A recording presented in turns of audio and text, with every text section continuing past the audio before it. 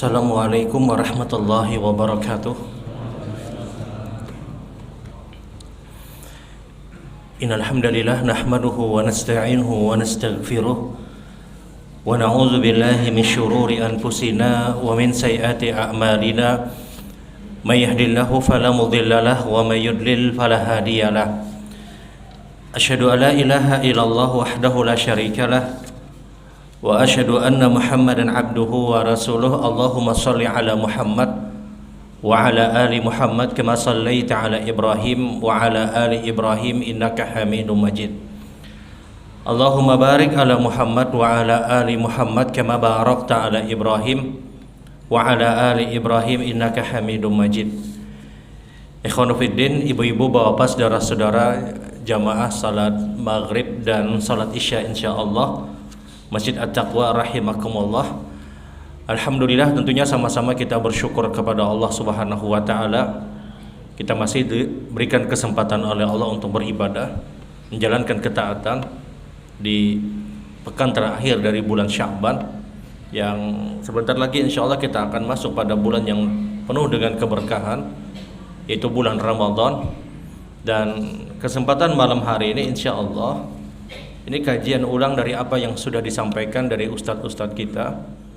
Karena biasa menjelang Ramadan kita sama-sama mengingatkan ada persiapan-persiapan yang ideal dilakukan oleh seorang muslim ketika dia berada pada bulan Ramadan atau menjelang masuk pada bulan Ramadan.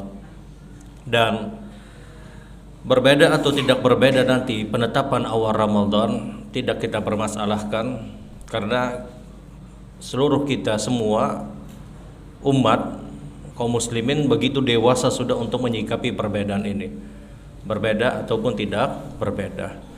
Dan kenapa ini ulun sampaikan, karena kemungkinan dan mudah-mudahan tidak, ya kalau itu terjadi ya sudah, artinya terjadi perbedaan tidak dipermasalahkan.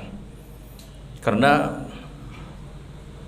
posisi hilal ketika di hari Jumat terbenamnya matahari kemudian muncul hilal. Hilal itu adalah bagian kecil dari bulan.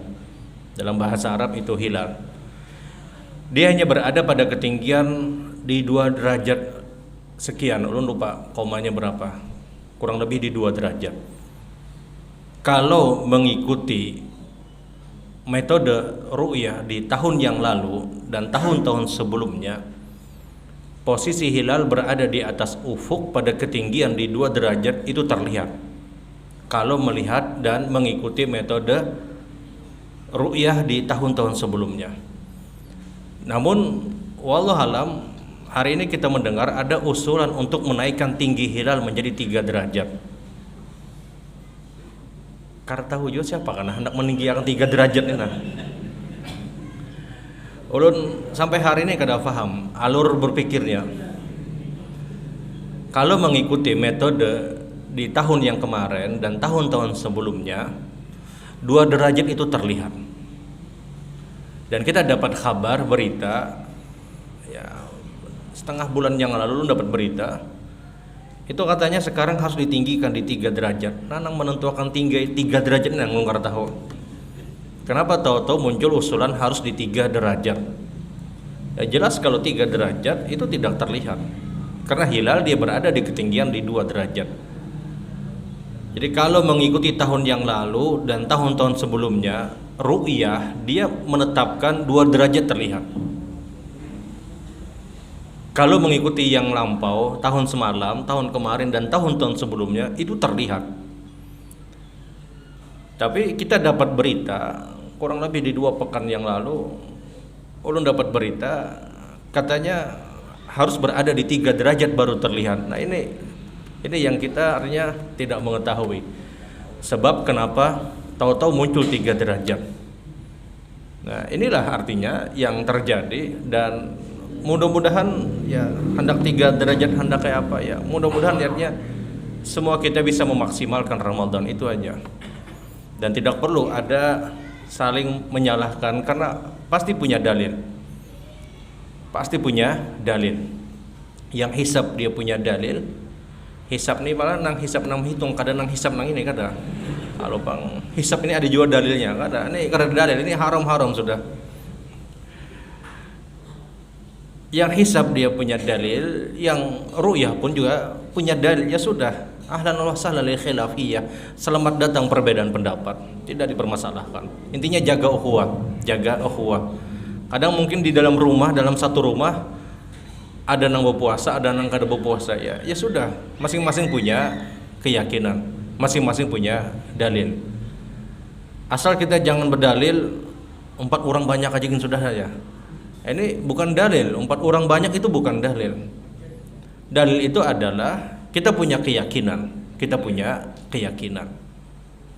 Dan ya terlalu banyak dalil yang menggunakan metode hisab, sebagaimana terlalu banyak juga dalil yang menggunakan metode ru'yah.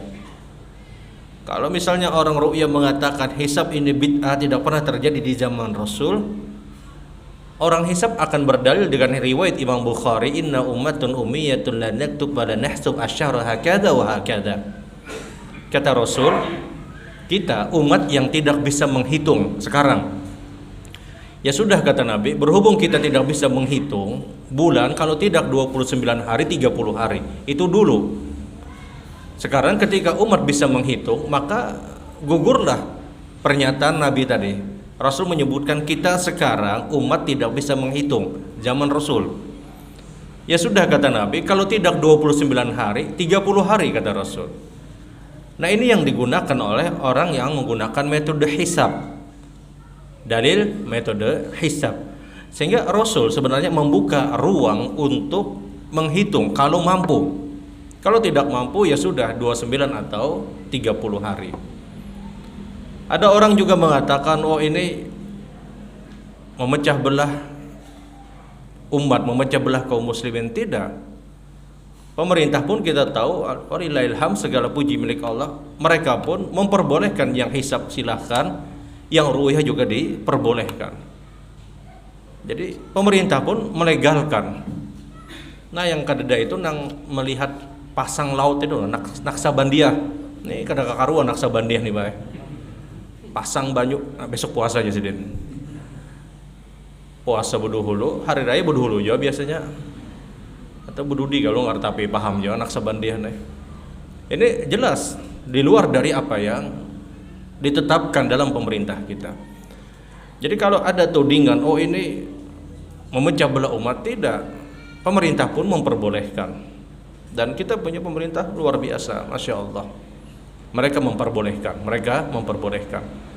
Jadi ya pakai dalil apapun, orang ru'yah kesimpulannya metode hisab pasti mampu menjawab. Pian berikan dalil ru'yah, ulun akan jawab. Pian berikan dalil orang-orang yang menggunakan metode ru'yah, kita bisa jawab. Begitupun kita yang menggunakan metode hisab, orang ru'yah pun pasti mampu menjawab. Tidak selesai dari dulu.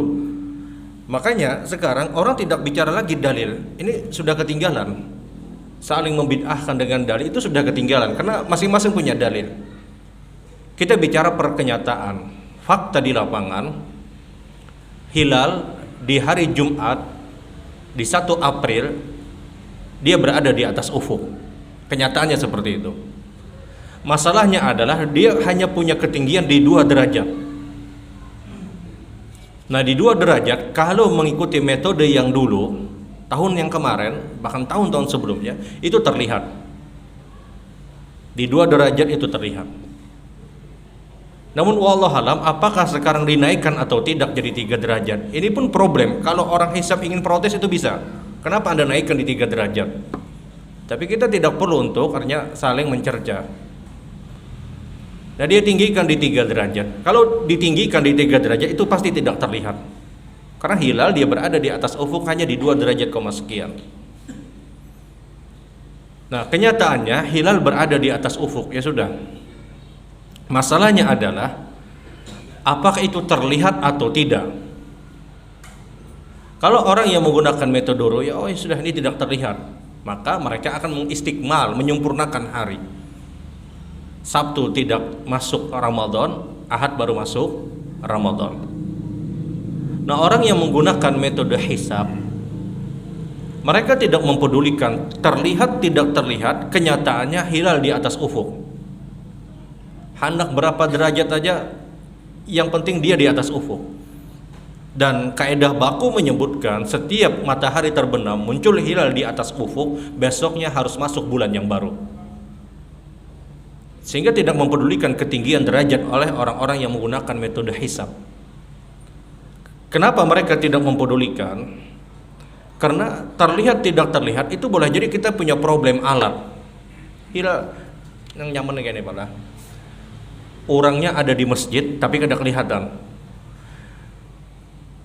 Ada orangnya di masjid tapi dia tidak melihat orang tersebut. Artinya ada masalah, boleh jadi mungkin lampunya mati kan misalnya. Tidak terlihat, orangnya ada. Atau boleh jadi mungkin ya dia memang tidak melihat, tidak detail melihatnya, boleh jadi. Nah ini yang terjadi, hilal dia berada di atas ufuk tapi tidak terlihat. Sehingga kata orang-orang yang menggunakan metode hisab, tidak terlihat itu banyak sebab. Pian bayangkan ketika matahari itu terbenam, dia akan masih mengeluarkan cahaya sinar, masih ada bekas dari terbenamnya matahari cahaya itu. Itu mempengaruhi hilal bisa tidak terlihat. Masih itu sangat mempengaruhi. Belum lagi kalau misalnya musim hujan, bujur-bujur kada kelihatan sudah. Belum lagi nang tukang teropong ini sudah tahu, oh ini kada kelihatan juga sih dia. Seadanya aja kita. Ya, ujung-ujungnya kan dapat duit juga. Menghabisi anggaran aja. Barang kayaknya anak merokokan kayaknya. Ya, kada kelihatan aja sih dia. Karena ini sudah ada di mindset mereka ini hanya 2 derajatnya sudah. Nah, ini banyak masalah. Jadi ulun perlu sampaikan kenyataannya seperti itu. Kalau kita berdebat dalil sampai kapanpun tidak selesai. Kita bicara per kenyataan. Kita bicara per kenyataan. Namun apapun itu, siapapun kita, silahkan kalau ingin ru'yah silahkan. Mau metode hisab ahlan wa sahlan. Intinya adalah kita persiapkan Ramadan. Kita persiapkan Ramadan. Kita jaga ukhuwah, tidak ada masalah. Ini masalah furu, masalah fikih. Ini khilaf yasir, khilaf yang ringan, bukan khilaf yang menjadikan orang tersebut harus beda jamaah, tidak. Ikam semalam apa aja ru'yah karena bibakawan lagi kita hari ini sudah aja. Ini bukan seperti itu. Ini khilaf ringan, bukan khilaf yang berat. Ini bukan bicara akidah. Ini bukan bicara keyakinan kita kepada Allah Subhanahu wa taala. Karena metode hisab ataupun metode ru'yah ini kita tahu ini hanya sarana untuk mendapatkan hasil. Itu hanya sarana untuk mendapatkan hasil. Jadi cara ru'yah yang hari ini didapatkan ataupun cara hisab itu hanya sarana, bukan model bentuk ibadah. Sebagaimana ini mikrofon, ini sarana. Apakah ini bid'ah? Tidak. Ini hanya sarana. Ru'yah yang hari ini pun kalau mau fair, mau jujur, dia tidak sama seperti apa yang dilakukan oleh Rasul. Di zaman Nabi kada pakai alat apa-apa. Maka difahamilah itu hanya metode, hanya sarana saja. Nah, sarananya kebetulan ada yang pakai teropong, kebetulan yang satu pakai sarana, dia hitung dulu. Ada kekhawatiran kalau meleset perhitungannya. Kita katakan ini tidak meleset, ini bisa dipertanggungjawabkan. Jangankan yang seperti ini, gerhana bulan, gerhana matahari, itu detail bisa dihitung kapan terjadi, jam, menit, dan detiknya. Dan ini lebih sulit. Kalau ini kan mainnya setahun sekali, bisa setahun 2 kali lah, artinya Dzulhijjah dengan awal Ramadan. Ini lebih mudah dibandingkan menghitung gerhana bulan, gerhana matahari. Nah, yang aneh itu Pak, yang pakai ru'yah ini, giliran gerhana bulan, gerhana matahari, ini hisab. Orang yang metode ru'yah, giliran terjadi gerhana bulan, gerhana matahari, mereka menghisab, mereka menghitung hari apa gerhana bulannya sudah, hari apa, jam berapa, kan rata-rata seperti itu. Tapi ya sudahlah, artinya hal-hal yang demikian ya tidak perlu untuk ya artinya saling kita melecehkan, menjatuhkan, tidak. Ini hanya membuka wawasan saja. Dan ulun kembali di pakem awal atau dasar ulun adalah ahlan wa sahlan, hendak ru'yah silahkan. hendak hisab pun silahkan. Tapi masing-masing punya dalil. Jangan berdalil banyak orang sudah jadi. Kayak apakah? Ini bukan dalil. Ini bukan dalil. Bukan dalil harus banyak orang, tidak. Itu bukan dalil yang diinginkan di dalam agama kita. Baik Bapak Ibu yang dirahmati Allah, itu mungkin di awal berkaitan dengan kemungkinan. Ya mudah-mudahan tidak terjadi. Kalau toh terjadi ya sudah, tidak dipermasalahkan kalau memang terjadi perbedaan. Ulun sempat takajud juga mendengar kabar di 2 pekan yang lalu ditinggikan jadi 3 derajat ya. Kenapa ulun jadi 3 derajat ditinggikan? Kenapa harus dimasukkan syaratnya di 3 derajat?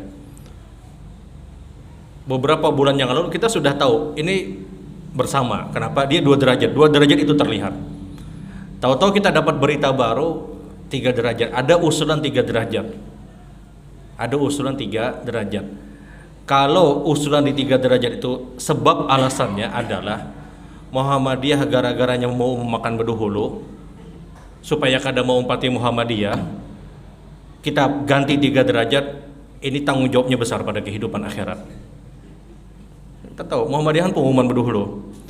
Muhammad itu mau makan baik gisan warga Muhammadiyah. Kalau hendak umpat silahkan. Ya kada umpat kada masalah.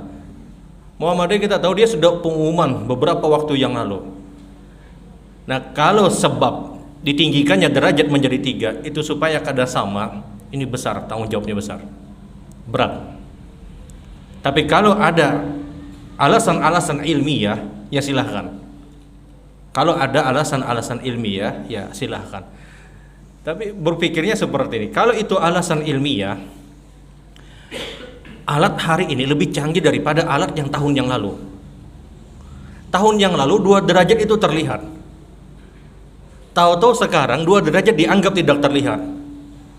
Nah, jadi cari alasan aja sudah. Hendak 3 derajat tapi bujur-bujur cari alasannya. Nang pintar mencari alasan, jangan tanggung. Jangan yang tanggung mencari alasan. Jadi sekali lagi ya silahkan larinya, hendak ru'yah silahkan, hendak hisab juga silahkan, masing-masing punya dalil. Baik Bapak Ibu yang dirahmati Allah, itu mungkin yang pertama. Kemudian poin yang kedua yang perlu ulun sampaikan adalah sebelum masuk Ramadan, ini kan tinggal beberapa hari lagi insya Allah, harus punya target. Target jelas, target pasti apa yang kita lakukan. Kalau bisa Ramadan di tahun depan, Ramadan di tahun ini yang sebentar lagi itu lebih baik daripada Ramadan yang lalu. Target paling tidak Ramadan itu selesai khatam Quran, bukan khatam mahafal. Ada khatam ini ya khatam Quran mahafal orang-orangnya aja. Paling tidak membaca Al-Quran itu selesai kita. Dan ulun yakin kita semua bisa.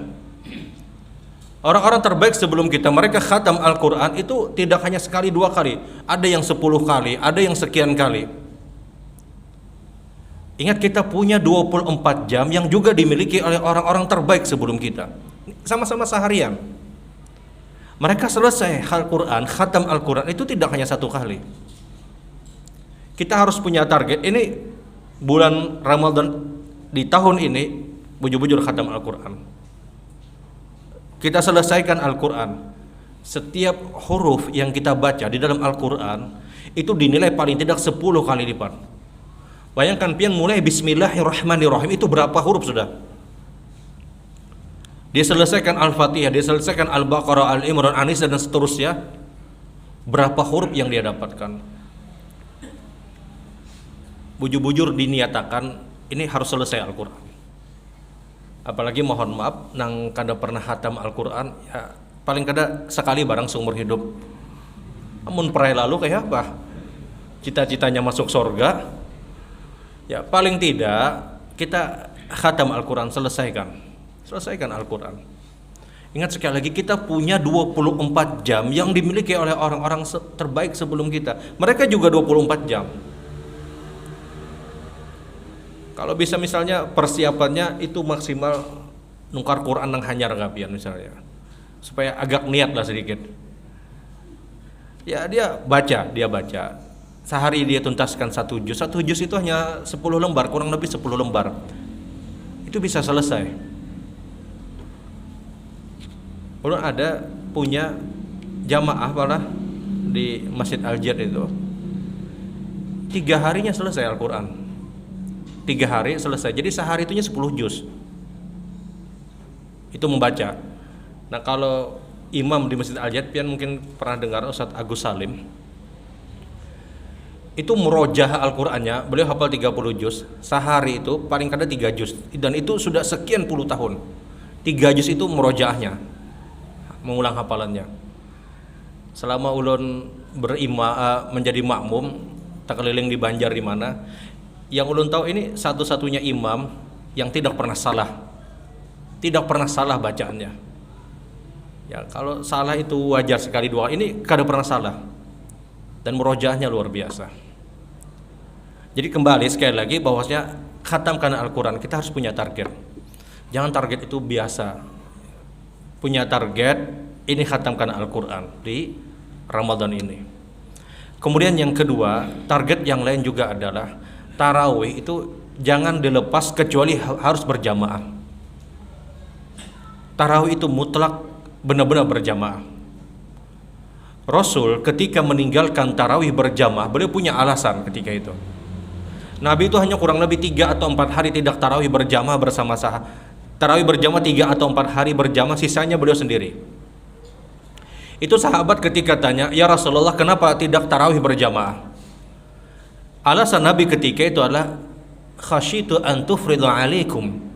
Saya khawatir, kata Nabi, kalau kita terus tarawih berjamaah, saya khawatir kalian menganggap tarawih berjamaah itu hukumnya wajib. Saya khawatir, kata Nabi. Maka Nabi ketika itu pun meninggalkan. Alasannya adalah kalau sahabat menganggap itu hukumnya wajib berjamaah. Nah sekarang semua orang tahu tarawih berjamaah itu tidak wajib. Maka alasan itu sudah ditinggalkan. Artinya tarawih berjamaah itu sebuah kemutlakan. Tarawih berjamaah jangan dilepas. Kenapa jangan dilepas? Pahalanya besar. Innahu man shalla al-imam hatta yansarif kutiba lahu salatal laila.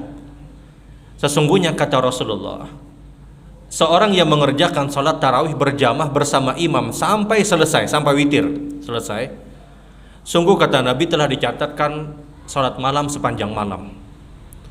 Beda dengan orang yang tarawih sendiri. Beda dengan orang yang tarawih sendiri. Tarawih itu berjamaah itu mutlak, jangan dilepas. Target pokoknya tahun ini tarawih berjamaah. Kada ada lagi nang perai-perai tarawihnya. Benar-benar dia memaksimalkan tarawih berjamaah. Kemudian target apa lagi yang harus kita dapatkan, yang harus kita bikin sebelum masuk Ramadan? Mohon maaf, siapapun yang punya kemampuan, kelebihan harta, dia target setiap hari itu dia sedekah, ya berapapun. Rasul Shallallahu Alaihi Wasallam ini orang yang paling dermawan, orang yang sedekahnya itu luar biasa kata para sahabat. Dan ketika masuk pada bulan Ramadan, Nabi lebih kuat sedekahnya, baik membantu orang, membahagiakan orang lain, atau apapun, intinya dia sedekah. Itu lebih kuat sedekahnya Nabi Shallallahu Alaihi Wasallam, sampai digambarkan seperti hembusan angin, maksudnya begitu cepat Rasul Shallallahu Alaihi Wasallam bersedekah. Rasulullah itu, beliau ini Rasulullah itu tidak pernah bayar zakat. Nabi tidak pernah bayar zakat. Kenapa? Karena apa yang dizakatkan habis dulu duitnya. Rasul itu kadang kaya, kadang miskin. Kaya kapan? Ketika terjadi peperangan beliau dapat ghanimah, beliau dapat harta rampasan perang. Dan kadang di hari itu pun habis. Kadang di hari itu pun habis.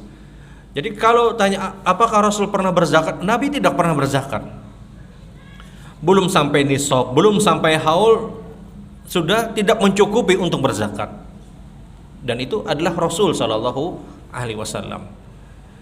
Ya siapapun yang punya kemampuan untuk sedekah, untuk infak, dia khususkan dana di bulan Ramadan ini, pokoknya harus keluar dana ini, saban hari dia sedekah misalnya.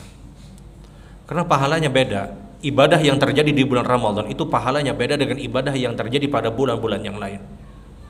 Ingat Bapak Ibu yang dirahmati Allah, setiap malam di bulan Ramadan itu ada pembebasan dari neraka Allah. Setiap malam ada hamba-hamba Allah yang dia dibebaskan dari neraka Allah. Kalau mungkin dia tidak masuk di malam pertama, mungkin di malam yang kedua. Malam kedua dia tidak masuk di malam yang ketiga.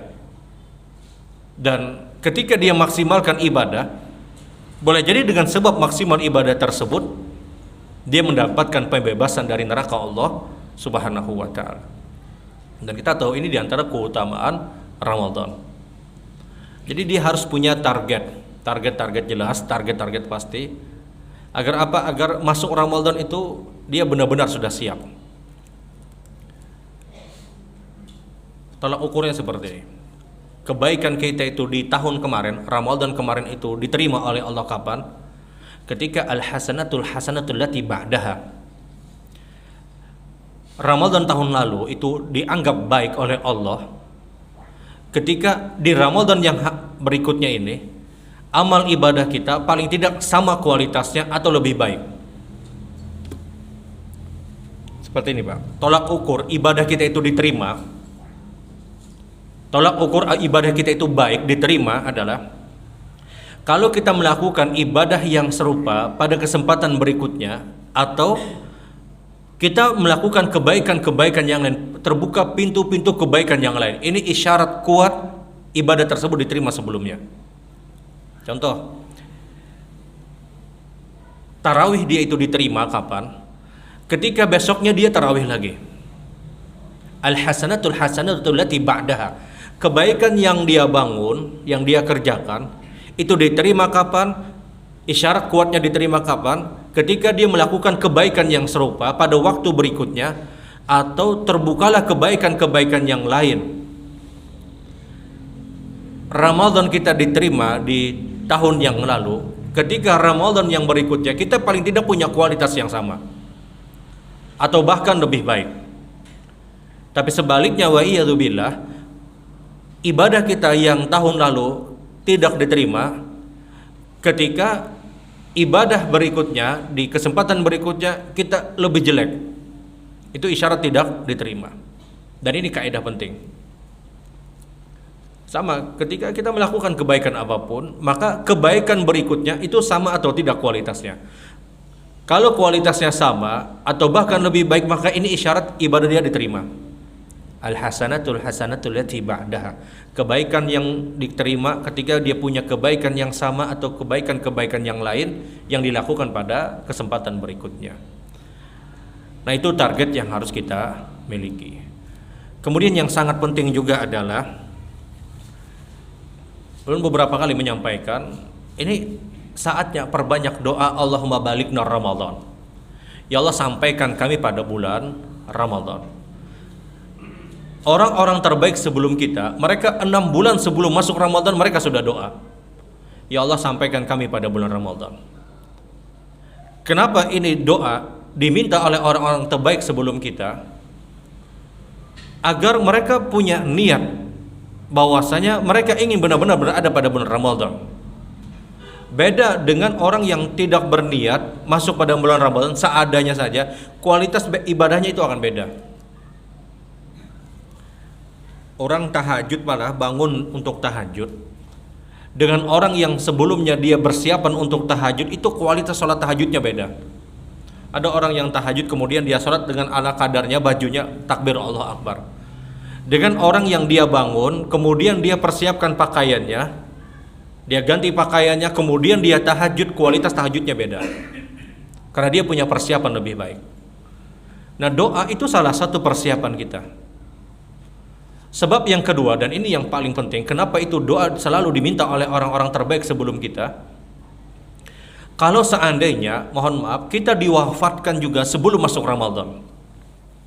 Kalau seandainya kita juga harus wafat sebelum masuk Ramadan, paling tidak kita sudah punya niat untuk puasa. Paling tidak kita sudah punya niat untuk qiyamut tarawih. Paling tidak kita sudah punya niat iktikaf, yang mungkin kita juga pernah iktikaf di tahun-tahun yang lalu. Paling tidak kita punya niat untuk baca Al-Quran sebagaimana di tahun yang lalu, dan dia telah dapat pahala. Lihat cerdasnya orang-orang terbaik sebelum kita. Mereka 6 bulan sebelum Ramadan mereka sudah doa Allahumma balikna Ramadan, ya Allah, sampaikan kami pada bulan Ramadan. yang kalau seandainya di durasi 6 bulan tersebut mereka diwafatkan oleh Allah sebelum masuk Ramadan, mereka sudah dapat pahala seperti pahala orang yang berpuasa, pahala qiyamut tarawih, pahala baca Quran, pahala sedekah yang biasa mereka lakukan, pahala i'tikaf. Tapi kalau dia sama sekali tidak berdoa, ya sudah, dia hanya mendapatkan apa yang dia dapatkan. Paling tidak doa ya Allah sampaikan kami pada bulan Ramadan. Diwafatkan ataupun tidak diwafatkan sebelum masuk Ramadan, paling tidak sudah dapat pahala niat. Paling tidak sudah dapat pahala niat.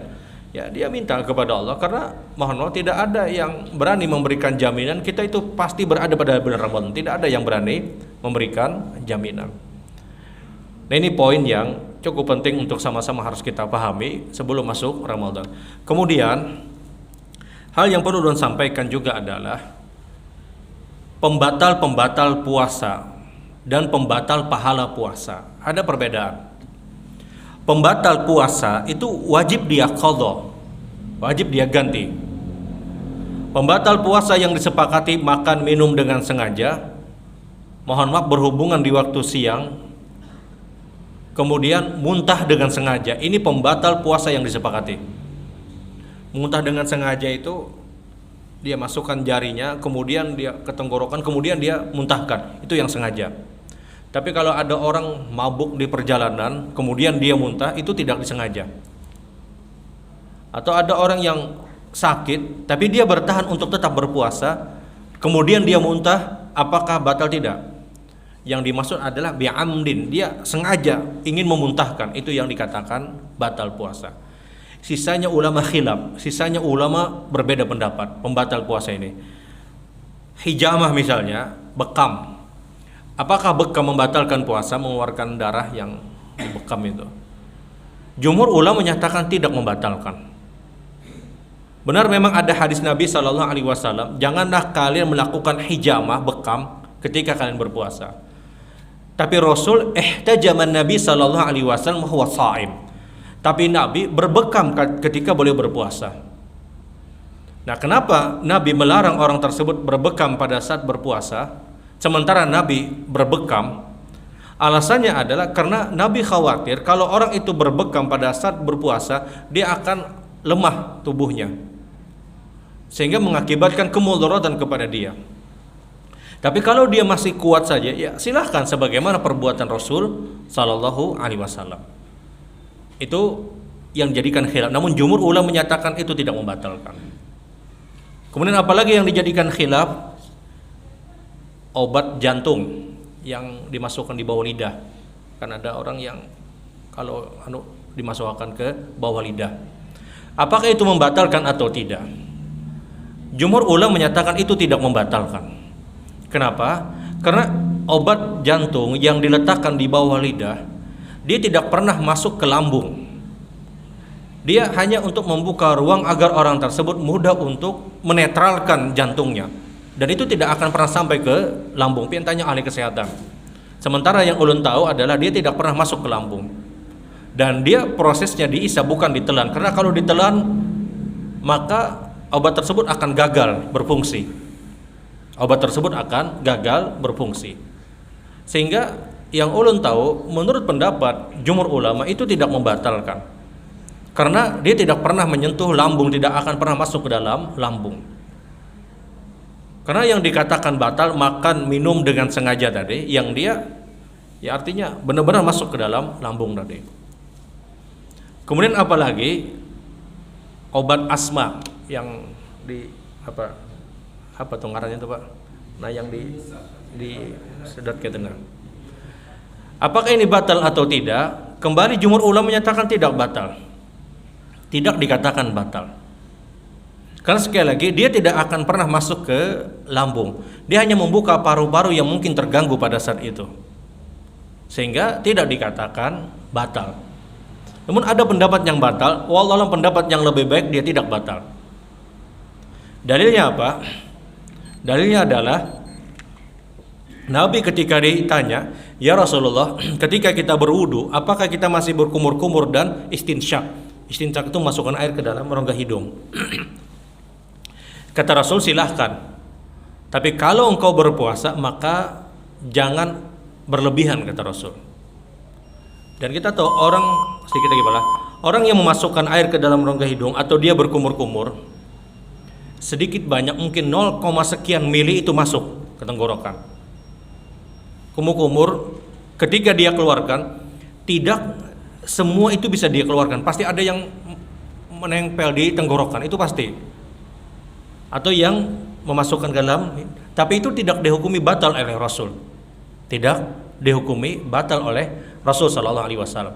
Nah, kalau itu saja kata para ulama tidak membatalkan, terlebih hanya yang obat asma tadi. Nah, ini alasan-alasan yang digunakan. Ada juga yang bertakon, "Berokok bang bulan puasa batal lah ya?" Kada makan, kada minum ya. Ikam berokok tuh sudah berdosa tau lah. Ya artinya dia menzolimi orang lain, dan dia memudaratkan dirinya. Itu yang pertama. Kemudian yang kedua, dia akan menghisap ya masuk. Benar zahirnya kada makan, kada minum, tapi 2 batang, 3 batang misalnya, ya jelas hal yang demikian ya batal, jelas hal yang demikian membatalkan. Nah, Bapak Ibu yang dirahmati Allah, tentunya kita sama-sama berharap mudah-mudahan Ramadan yang sekarang yang akan kita dapatkan adalah satu bulan yang sebab besar kita mendapatkan rahmat dari Allah Subhanahu wa taala. Dan sekali lagi tolong jaga ukhuwah. Ketika terjadi perbedaan biasa, ini masalah khilaf yang ringan, bukan khilaf yang berat. Kita katakan ini bukan khilaf yang berat. Masing-masing punya dalil, ya sudah, saling menghormati. Baik, mungkin ini yang saya sampaikan. Subhanakallahumma bihamdika asyhadu an la ilaha illa anta astaghfiruka wa atubu ilaik. Assalamualaikum warahmatullahi wabarakatuh.